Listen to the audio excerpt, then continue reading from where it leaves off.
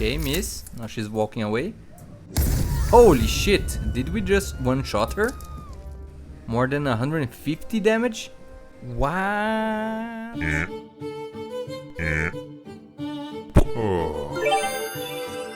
Hey there my awesome dudes and dudettes, I hope you're all having a fantastic day. Chico here, and today we will be continuing our search for the highest damage dealer in Baldur's Gate 3. And spoiler alert, I think we found it. Thanks to your helpful comments, I've discovered and compared 4 more absurdly overpowered builds. If you haven't watched part 1, you can find the link here. And of course, I've updated our in-depth spreadsheet detailing the damage output of every build in different scenarios. I also show you the updated charts at the end. If you want to download the spreadsheet, the link is in the description. And before we get to the updated rules, I want to thank you so much for watching, liking and commenting on my last video. I had no idea my third video would have more than 20,000 views. That is amazing, thank you so much my dudes and dudettes. I promise I'll keep striving to make better and better videos every single time. And I have a very important message from today's sponsor, myself. Yes, for some reason it is very hard to find a sponsor with less than 200 subscribers, and I've noticed that more than 99% of my viewers are not subscribed. A lot of people don't know this, but until I get 1000 subscribers I have several limitations as a YouTube creator, so please consider subscribing if you're a part of the 99%, and I promise I will do my best to upload great videos every single time. And it is also known that for every minute you do not subscribe, a unicorn starts crying. You don't want to make unicorns cry, do you? So smite that subscribe button and let's get back to the video. So I kind of forgot to set all the rules properly in the last video, and although I think most of you assumed that they were there, it generated a bit of confusion in the comment section. So let's go over the updated rules. First, most buffs are not allowed, such as haste, elixirs of bloodlust, bless, etc. There was some controversy around me allowing elixirs of cloud giant strength, but not bloodlust, and I understand the point. But for the sake of consistency, I'll continue allowing elixirs of strength in this video, but I also calculated the damage replacing the elixirs with the huge giant strength gloves.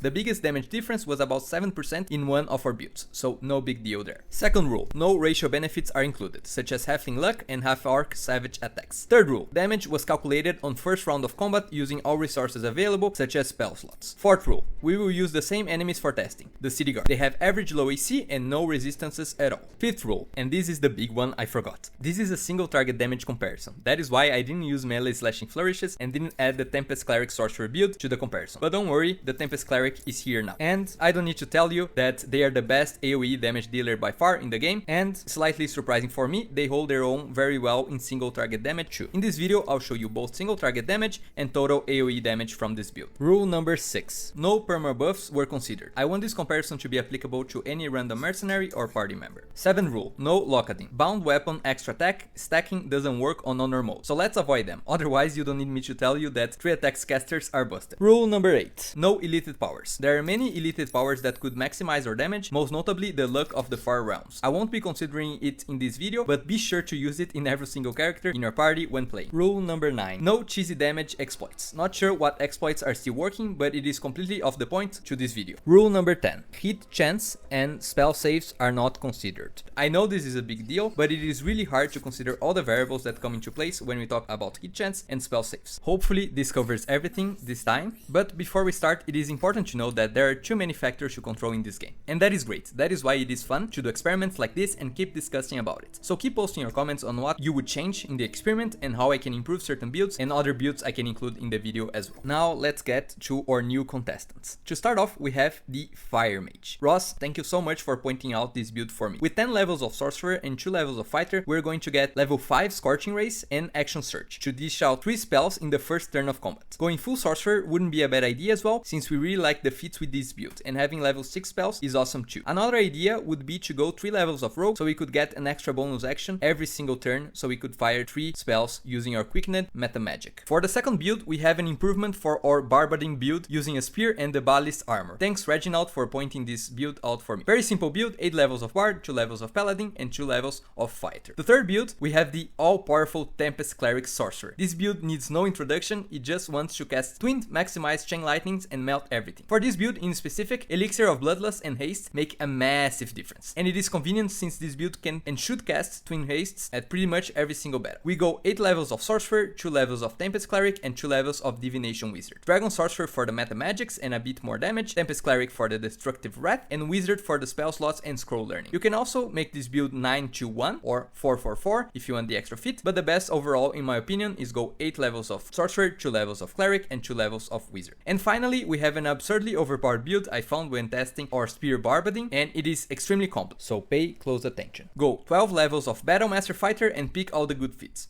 That's it.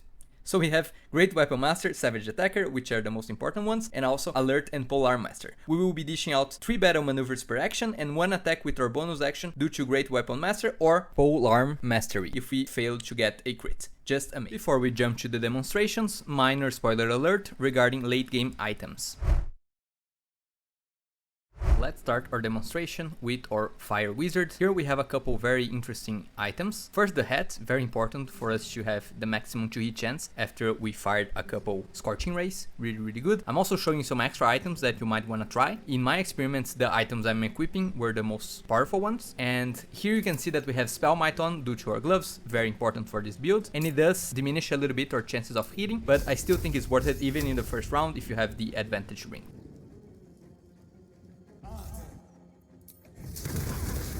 We got one miss, unfortunately, but as you can see, it's a lot of damage. So we're using dual staffs here. We're using the Makoheshnir and the Spell Sparkler.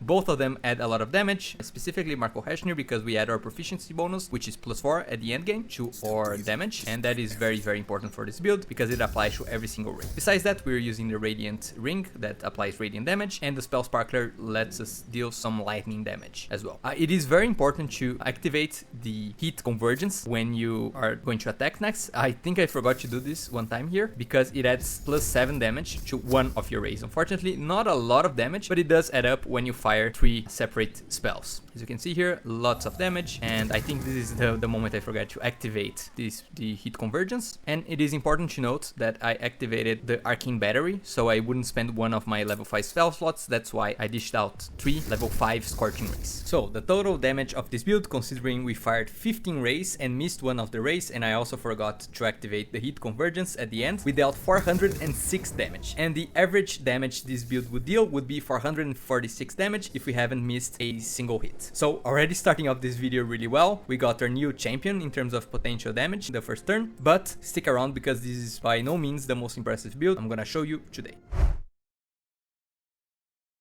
Okay, so let's take a look at our Speardin. As you can see here, standard damaging items. We have the Ballist Armor, very important, and the Spear of Shar, also very important for this build. You can see I smoked everyone here because I want to be obscured, so I can deal more damage with our Spear. And I choose to use the Legacy of the Master Gloves because I appreciate the 2-hit chance in this build since we're using Great Weapon Master, right? So +2 hit and +2 damage, that will get doubled because of Vulnerable. It's better than the Held Dust Gloves in my opinion. I think it's a little bit more damage as well. As you can see, very high chance of hitting. Our first crit here, we crit about 160 damage. Not bad at all, almost dead. Our target, just 30 HP left. And we're gonna use our bonus action because we crit, so we have the chance to use our spear as a bonus action again. Very good, target is dead. And we're a bit lucky with the crits, I think, in this clip, but the damage overall is still impressive even without the crits. Okay, we do have a pretty high chance of critting, I think around 40%, if I'm not mistaken, 36%.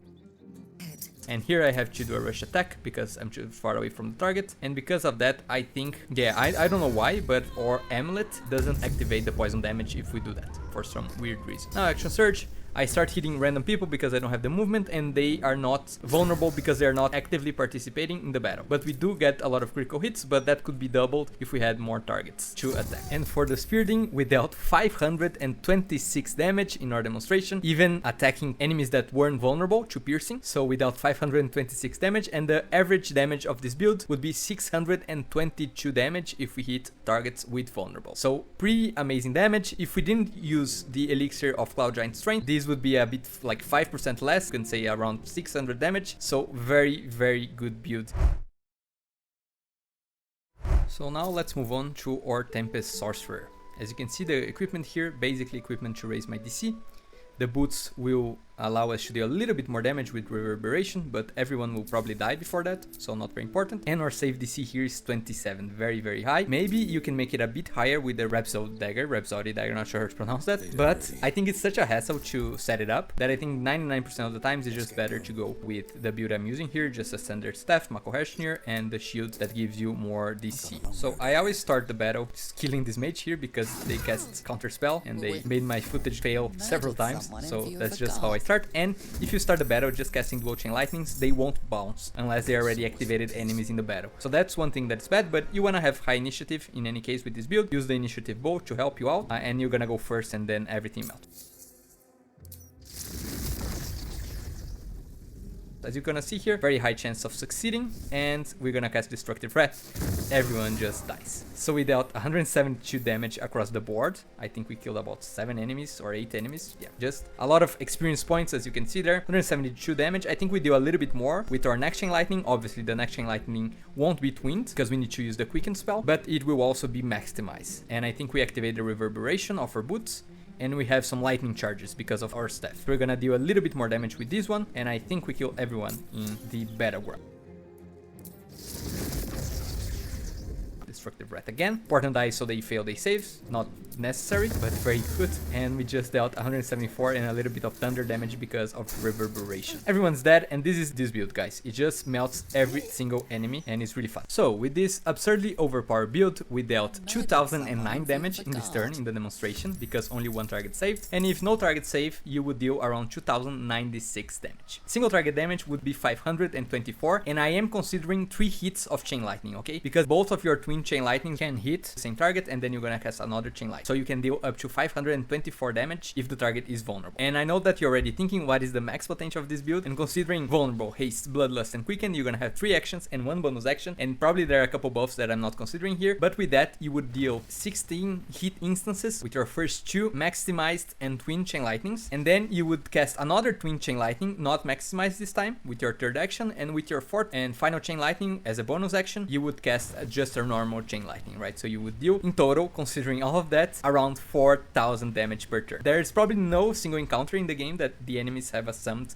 HP of 4000, and you probably wouldn't have like the ideal scenario, so this is more a theoretical exercise, but theoretically you could deal more than 4000 damage with this build.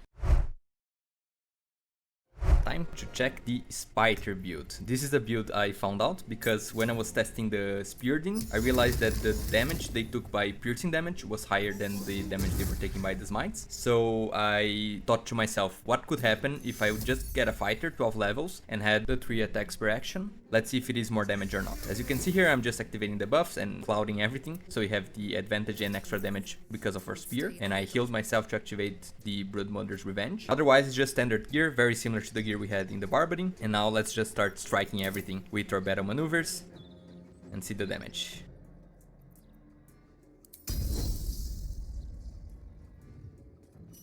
Okay, so already first hit, almost 100 damage, 90 damage, 89 damage here. Can say that's fairly good, but we didn't crit or anything like that, so that's just a random normal strike that we're gonna have with this build, obviously considering the current conditions. I'm not using the advantage ring here because we already get advantage since we're in the cloud, and that's very important because you can use the ring in another build. And I would also use a race that has dark vision with this build for obvious reasons. I think the spear gives us night vision, but it's even better if we have, let's say, the whole party enjoying the same thing and being able to hit in the dark. So that can be a good idea for a party. Just pick the races that have superior dark vision or just dark vision. You can see here 100 damage in the hit. And now we finished it up with our 3rd hit. Now let's use Action Surge. Just checking what battle maneuver would deal the most damage, but I think they're all fairly similar in terms of damage. They all add 1 superiority die, and here we have a critical hit. As you can see, almost 150 damage in 1 crit, and I'm gonna use the bonus strike action here because I got a crit. Now I can use my bonus action to hit. Otherwise, we could also use the special attack we get from our feats, right? But in this case, it's a little bit more damage.